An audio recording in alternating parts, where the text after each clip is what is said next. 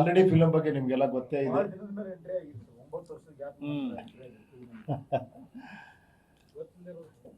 ಗೊತ್ತಿಲ್ಲದೆ ಇರೋದ ಬಲೆ ಇದ್ದೀರಾ ನೀವು. ಫಸ್ಟ್ ಆಫ್ ಆಲ್ ನೀವೆಲ್ಲ ಟೀಸರ್ ನೋಡಿರ್ತೀರಾ ಅನ್ಕೊಂಡಿದ್ದೀನಿ. ನೋಡಿದ್ದೀರಾ? ಓ ಥ್ಯಾಂಕ್ ಯು. ಅದೇ ಅದ್ರ ಬಗ್ಗೆ ಮಾತಾಡೋಣ ಅಂತಾನೆ ಬಂದಿರೋದು. ನೀವು ನೋಡಿದ್ದೀರಾ, ನಿಮ್ಗೆಲ್ಲ ಗೊತ್ತಿರುತ್ತೆ. ಆಮೇಲೆ ಮುಖ್ಯವಾಗಿ ಈ ಸಿನಿಮಾ ಬಗ್ಗೆ ಹೇಳ್ಬೇಕಂದ್ರೆ UI first of all title ಏನು ಅಂತಾನೆ ತುಂಬಾ ಜನ ಕೇಳ್ತಾರೆ. ಅದು ನೀವೇ ಅದನ್ನ ಹೇಳಬೇಕು ಅಂದ್ರೆ ಆ ಥರ ಟೈಟ್ಲ್ ಇಟ್ಟಿರೋದು, ಇಲ್ಲಾಂದ್ರೆ ಹೆಸರೇ ಇಟ್ಬಿಡ್ತಿದ್ದೆ ನಾನು. ಅದಕ್ಕೆ ಒಬ್ಬೊಬ್ರು ವಿಶ್ಲೇಷಣೆ ಕೊಡ್ತಾರೆ, ಹಂಗೆ ಕೊಟ್ರೇನೆ ಚೆನ್ನಾಗಿರುತ್ತೆ ಅಂತ. ಯಾಕಂದ್ರೆ ನೀವು ಮಾತಾಡ್ಬೇಕು, ನಾವು ಮಾತಾಡ್ಬೇಕನ್ನೋದೇ ನನ್ನ ಉದ್ದೇಶ. ಸಿನಿಮಾ ಹೀರೋಯಿಸಮ್ ವಿಜೃಂಭಣೆ ಅದು ಎಲ್ಲರಿಗೂ ಬೇಕಾಗಿರೋದು. ಅದು ಆ್ಯಕ್ಚುಲಿ ಅದನ್ನೇ ನೀವು ಖುಷಿ ಪಡ್ತೀರಾ. ಬಟ್ ಒಬ್ಬ ನಿರ್ದೇಶಕನಾಗಿ ನಾನೇನು ಖುಷಿ ಪಡ್ತೀನಿ ಅಂದರೆ ಥಿಯೇಟ್ರಲ್ಲಿರೋ ಆಡಿಯನ್ಸ್ ಹೀರೋಗಳ ಥರ ವಿಜೃಂಭಿಸ್ಬೇಕು, ಅದು ನನಗೆ ಆಸೆ. ಅದಕ್ಕೋಸ್ಕರ ನನ್ನ ಸಿನಿಮಾ ಎಲ್ಲ ಈ ಥರ ಪ್ರಯತ್ನ ಇರುತ್ತೆ. ನನಗೆ ನನ್ನ ಆಡಿಯನ್ಸೇ ಸೂಪರ್ ಸ್ಟಾರ್ಗಳು. ನನಗೆ ಅವರು ವಿಚಾರಗಳು, ಅವ್ರು ಏನು ಕಲಿತಾರೆ, ಅವ್ರು ಏನು ರಿಯಾಕ್ಟ್ ಮಾಡ್ತಾರೆ, ಅದು ನನಗೆ ಬಹಳ ಮುಖ್ಯ. ಯಾಕೆ ನಿರ್ದೇಶಕನಾಗಿ ನನಗೊಂದು ಆಸೆ ಅದು. ಸೊ ಆ ಒಂದು ಪ್ರಯತ್ನ ಇದು. ಈ ಥರ ಒಂದು ಮೆಟಫರಿಕ್ ಸಿನಿಮಾ ಅಂತಲೇ ಹೇಳಬೇಕಿದು. ಯಾಕಂದ್ರೆ ಪ್ರತಿನಿತ್ಯ ನೀವು ಒಂದ್ಸತಿ ನೋಡಿದಾಗ ಒಂದೇನೋ ಕಾಣಿಸುತ್ತೆ ನಿಮಗೆ, ಅದ್ರ ಹುಡುಕದಾಗ ಇನ್ನೊಂದು ಕಾಣಿಸುತ್ತೆ, ಅದನ್ನು ಅರ್ಥ ಮಾಡ್ಕೊಂಡ್ರೆ ಮತ್ತೊಂದು ಕಾಣಿಸುತ್ತೆ. ಆ ಥರ ಒಂದು ಪ್ರಯತ್ನ ಈ ಪಿಕ್ಚರು. ಈ ಚಿತ್ರ ಏನಂದ್ರೆ ಒಂದೊಂದು ವಿಷಯ, ಒಬ್ಬ ಆರ್ಟಿಸ್ಟ್ ಒಂದು ವೇಷ ಹಾಕಿದಾನಂದ್ರೆ ಅದಕ್ಕೊಂದು ಅರ್ಥ ಇರುತ್ತೆ. ಅಲ್ಲೊಬ್ಬ ಕ್ಯಾರೆಕ್ಟರ್ ಸ್ವಲ್ಪ ಹೈಟ್ ಇದಾನೆ ಅಂದ್ರೆ ಅರ್ಥ ಇರುತ್ತೆ, ಕುಳ್ಳಗಿದಾರೆ ಒಂದು ಅರ್ಥ ಇರುತ್ತೆ, ದಪ್ಪಗಿದಾರೆ ಒಂದು ಅರ್ಥ ಇರುತ್ತೆ, ಒಂದೇನೋ ಲೊಕೇಶನ್ ಒಂದು ಬೇರೆ ಥರ ಇರುತ್ತೆ ಅಂದ್ರೆ ಅದಕ್ಕೆ ಇನ್ನೊಂದು ಅರ್ಥ ಇರುತ್ತೆ. ಆ ಅರ್ಥ ನೀವೆಲ್ಲ ಅದ್ಭುತವಾಗಿ ಮಾಡ್ಕೊತೀರಾ ಅಂತ ಅಪಾರವಾದ ನಂಬಿಕೆ ಇಟ್ಕೊಂಡೆ ನಾನು ಈ ಪಿಕ್ಚರ್ ಮಾಡಿದ್ದೀನಿ. ಯಾಕಂದ್ರೆ ಅದು ನೀವು ಯಾವತ್ತೋ ಪ್ರೂವ್ ಮಾಡ್ಬಿಟ್ಟಿದ್ದೀರಾ. ಬುದ್ಧಿವಂತರು ಆಡಿಯನ್ಸ್ ಯಾವತ್ತು ಬುದ್ಧಿವಂತರು ಅಂತ ಪ್ರತಿನಿತ್ಯ ಸಿನಿಮಾದವ್ರಿಗೆ ಹೇಳ್ತಾನೆ ಇದ್ರು ಕೂಡ, ಸಿನಿಮಾದವ್ರು ಹೇಳಿದ್ರೆ ಜನಕ್ಕೆ ಅರ್ಥ ಆಗುತ್ತೋ ಇಲ್ವೋ, ಜನಕ್ಕೆ ಇದೇ ಬೇಕೇನೋ, ಜನಕ್ಕೆ ರೆಗ್ಯುಲರ್ ಕೊಡ್ಬೇಕು ಅನ್ಕೊಂತ ಇರ್ತೀವಿ ನಾವು. ಬಟ್ ನಾನು ನಿರ್ದೇಶಕನ ಕ್ಯಾಪ್ ಹಾಕೋತಿದ್ದಂಗೆ ನನಗನ್ಸೋದು ಹ್ಯಾಟ್ಸ್ ಆಫ್, ಅವ್ರು ಇದಾರೆ ಬಿಡು, ಏನ್ ಬೇಕಾದ್ರೆ ಅರ್ಥ ಮಾಡ್ಕೊಂಡ್ರು, ಒಳಗಡೆ ಒಂದು ಚಾಲೆಂಜ್ ಸ್ಟಾರ್ಟ್ ಆಗುತ್ತೆ ನನಗೆ. ಸೊ ಆ ಥರ ಒಂದು ಪ್ರಯತ್ನ ಈ ಚಿತ್ರ. ನೀವು ನೋಡಿರ್ತೀರ ಟೀಸರ್ನ, ಈಗಾಗಲೇ ನಿಮ್ಗೆ ಗೊತ್ತಾಗುತ್ತೆ ವಾರ್ನರ್ನ.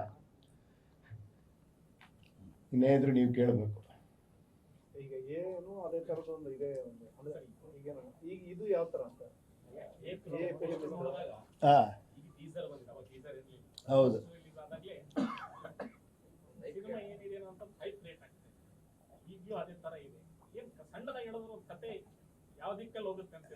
ನೋಡಿ ಅದೇ ಹೇಳಿದ್ದು, ಅವಾಗ ಬರೀ ಪೋಸ್ಟರ್ ಬಿಡೋ ಅಷ್ಟೇ ನಮ್ಗೆ ಇದಿತ್ತು. ಅವಾಗ ಯೂಟ್ಯೂಬ್ಗಳಿರ್ಲಿಲ್ಲ, ಇದಿಲ್ಲ, ವಿಷುವಲಿ ಏನು ಹೇಳಕ್ಕಿರ್ಲಿಲ್ಲ, ಬರೀ ಥಿಯೇಟ್ರಲ್ಲೇ ಹೇಳೋ ಅಂತ ಇದ್ದಿತ್ತು.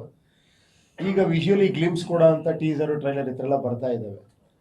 ಸೊ ಅದರಲ್ಲಿ ನನಗೇನಂದ್ರೆ ಈ ರೆಗ್ಯುಲರ್ ಟೀಸರ್ ಟ್ರೈಲರ್ ಥರ ಇರಬಾರ್ದು ಈ ಚಿತ್ರ. ಯಾಕಂದ್ರೆ ಯಾವಾಗಲೂ ನೀವೆಲ್ಲ ಬಯಸ್ತೀರ ಏನೋ ಒಂದು ವಿಭಿನ್ನವಾಗಿರುತ್ತೆ ಅಂತ. ನಾನು ಮತ್ತು ಅದನ್ನೇ ಫಾಲೋ ಮಾಡೋದು ನನಗೆ ಯಾವತ್ತೂ ಇಷ್ಟ ಆಗಲ್ಲ.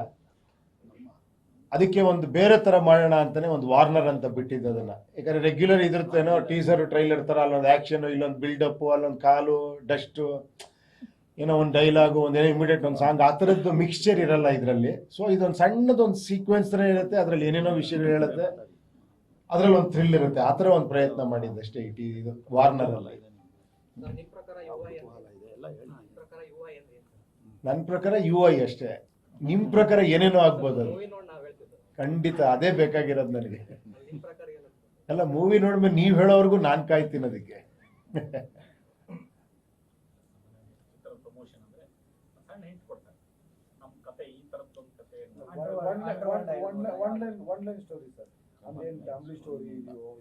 ಅದನ್ನ ನಿಮಗೆ ಎಷ್ಟೋ ಪಿಕ್ಚರ್ ಹೇಳೋದೇ ಬೇಡ, ನೀವೇ ಹೇಳ್ಬಿಡ್ತೀರ ಈ ತರ ಪಿಕ್ಚರ್ ಅಂತ ಅಲ್ವಾ. ಇದು ನಾನು ಹೇಳೋದು ಕಷ್ಟ ನನ್ಗೆ ಯಾವ ತರ ಪಿಕ್ಚರ್ ಅಂತ. ಅದೇ ಸ್ವಲ್ಪ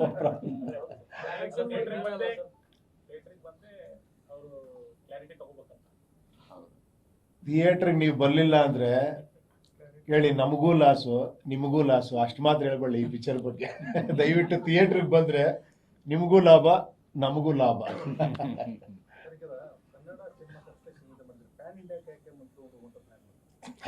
ಇಲ್ಲ, ಅದೇನಂದ್ರೆ ಯೂಶಲಿ ನಾವು ಸ್ಟಾರ್ಟ್ ಮಾಡಿದಾಗ ಫಸ್ಟ್ ಕನ್ನಡ ಅಂತಲೇ ಸ್ಟಾರ್ಟ್ ಮಾಡಿದ್ದು. ಆಮೇಲೆ ಆ ಕತೆ ಗೀತೆ ಎಲ್ಲ ನೋಡಿ ಇವರೆಲ್ಲ ಇಲ್ಲ ನಿಮ್ಮ ಒಂದು ಇದು ಎಲ್ಲ ಕಡೆನೂ ರೀಚ್ ಆಗಬೇಕು. ಈಗ ಹೆಂಗಿದ್ರು ಆ ಥರ ಆಗಿದೆ, ಇವಾಗ ಬಿಲ್ಡಪ್ ಹಂಗೆ ಆಗಿದೆ.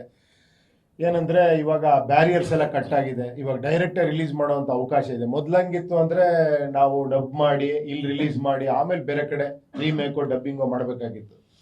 ಅದೇ ತರ ಉಪೇಂದ್ರ ಎಲ್ಲ ಡಬ್ ಆಗಿ ಬೇರೆ ಕಡೆ ಆಗಿ ಇಲ್ಲಿ ರಿಲೀಸ್ ಆದ್ಮೇಲೆ ಅಲ್ಲೆಲ್ಲ ಹಿಟ್ ಆಯ್ತು. ಬಟ್ ಈಗ ಹೆಂಗಿದೆ ಅಂದ್ರೆ ಸೈಮಲ್ಟೇನಿಯಸ್ ಮಾಡೋ ಅವಕಾಶ ಇದೆ. ಅದರಿಂದ ಇವ್ರೇನಂದ್ರೆ ಈ ಕಥೆನ ನಾವು ಹಂಗೆ ಎಲ್ಲರಿಗೂ ರೀಚ್ ಮಾಡಬೇಕು, ಇದು ಎಲ್ಲರಿಗೂ ಬೇಕಾಗಿರೋ ಕಂಟೆಂಟ್ ಅಂದ್ಬಿಟ್ಟು ಅಟ್ ಎ ಟೈಮ್ ಮಾಡಿದೆ ಎಲ್ಲ ಲ್ಯಾಂಗ್ವೇಜ್ ಕೂಡ. 5 ಲ್ಯಾಂಗ್ವೇಜ್ ಆಗಿದೆ: ಹಿಂದಿ, ತೆಲುಗು, ತಮಿಳು, ಮಲಯಾಳಂ, ಕನ್ನಡ. ಬಟ್ ಈಗ ಇತ್ತೀಚಿನ ದಿನಗಳಲ್ಲಿ ಥಿಯೇಟರ್ಗಿಂತ ಜಾಸ್ತಿ OTT-ನಲ್ಲೇ ಜಾಸ್ತಿ ಇಷ್ಟ ಮಾಡ್ತಾರೆ. ಅದರಿಂದ ನಿಮ್ಗೆ ಇಂಡಸ್ಟ್ರಿಗೆ ಅಂದ್ರೆ ಸ್ವಲ್ಪ ಹೊಡೆತ ಅಂತ ಬೀಳುತ್ತೆ. ಇಲ್ಲ, ಹಾಗೆ ಹೇಳಕ್ಕಾಗಲ್ಲ. ಥಿಯೇಟ್ರಲ್ಲಿ ಬಂದು ನೋಡೋ ಸಿನಿಮಾಗಳಿದೆ ಬೇರೆ. ಆ ಒಂದು ಕ್ರೌಡಲ್ಲಿ ಆ ಇದ್ರಲ್ಲಿ ನೋಡೋದಕ್ಕೆ ಯಾವತ್ತೂ ಕೂಡ ಸಿನಿಮಾ ಅಂದರೆ ಥಿಯೇಟ್ರ್. ಆ್ಯಕ್ಚುಲಿ ಆ ಥಿಯೇಟ್ರಲ್ಲಿ ನೋಡೋ ಮಜಾನೇ ಬೇರೆ, ಆ ಜನಗಳ ಜೊತೆ ನೋಡೋ ಮಜಾನೇ ಬೇರೆ. ಬಟ್ ಇದೊಂದು ಬೋನಸ್ ಅಂತಲೇ ಹೇಳ್ಬೇಕು, ಪಾಸಿಟಿವ್ ಆಗಿ ನೋಡಬೇಕು ಅಂದರೆ. ಮೊದಲು ಹೆಂಗೆ ಸ್ಯಾಟಲೈಟ್ ಇತ್ತು, ಇವಾಗ ಸ್ಯಾಟಲೈಟ್ ಜೊತೆ OTT ಇದೆ. ಸೊ ಅದೊಂದು ಪ್ಲಸ್ ಅಷ್ಟೇ. ನೀವು ಥಿಯೇಟ್ರ್ ಜೊತೆಲಿ ಇದೊಂದು ಅಡಿಷನಲ್ ಆಗಿ ನೋಡ್ಬೇಕಷ್ಟೇ ಹೊರತು ಅದಕ್ಕೆ ಸಿನಿಮಾ ಯಾವತ್ತು ಥಿಯೇಟ್ರಲ್ಲಿ ಮಾಡ್ರೇ ಸಿನಿಮಾ ಅನ್ನೋದು. ಸೊ ಅದು OTT-ಲೂ ಬರುತ್ತೆ. ಹಿಂದೆ ಹೆಂಗೆ ಸ್ಯಾಟಲೈಟಲ್ಲಿ ಬರೋದು ಆ ಥರನೇ.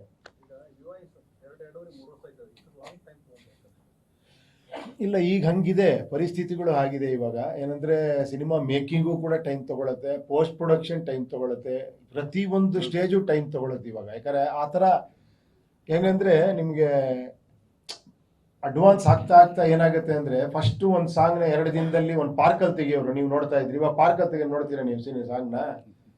ಆಮೇಲೆ ಫಾರಿನಲ್ಲಿ ತೆಗಿಯೋಕೆ ಶುರು ಮಾಡಿದ್ರು, ಡ್ಯಾನ್ಸರ್ಸ್ ಹಾಕೋಕೆ ಶುರು ಮಾಡಿದ್ರು, ಜಾಸ್ತಿ ಡ್ಯಾನ್ಸರ್ಸ್ ಹಾಕೋಕೆ ಶುರು ಮಾಡಿದ್ರು. ಈ ಥರ ಒಂದು ಬದಲಾವಣೆಗಳು ಆಗ್ತಾನೆ ಹೋಗುತ್ತೆ. ಜನ ಹಳೇದನ್ನ ಅದೆಲ್ಲ ನೋಡಾಯ್ತಪ್ಪ, ಹೊಸದೇನು ಕೊಡ್ತೀರಾ ಅಂತಲೇ ಯಾವಾಗಲೂ ನೀವೆಲ್ಲ ಕಾಯೋದು, ಜನರು ಕಾಯೋದು ಅದಕ್ಕೆ. ಸೊ ಅದೇ ಥರ ಇವಾಗ ಏನಾಗಿದೆ, ಮೇಕಿಂಗ್ ಸ್ಟೈಲ್ ಬೇರೆ ಆಗಿದೆ.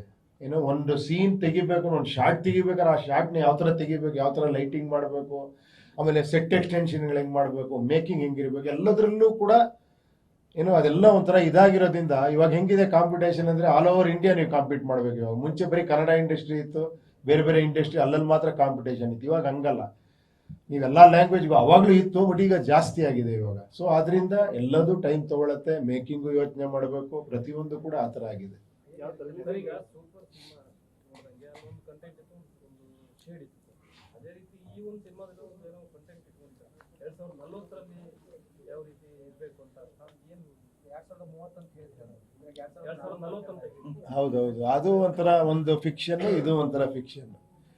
ಆ ಕತೆಗೆ ಅದು ಬೇಕಾಗಿತ್ತು, ಈ ಕತೆಗೆ ಇದು ಬೇಕಾಗಿತ್ತು ಅಷ್ಟೇ. ಇದನ್ನು ಹೊರತುಪಡಿಸಿ ಪ್ರಜಾಕೀಯ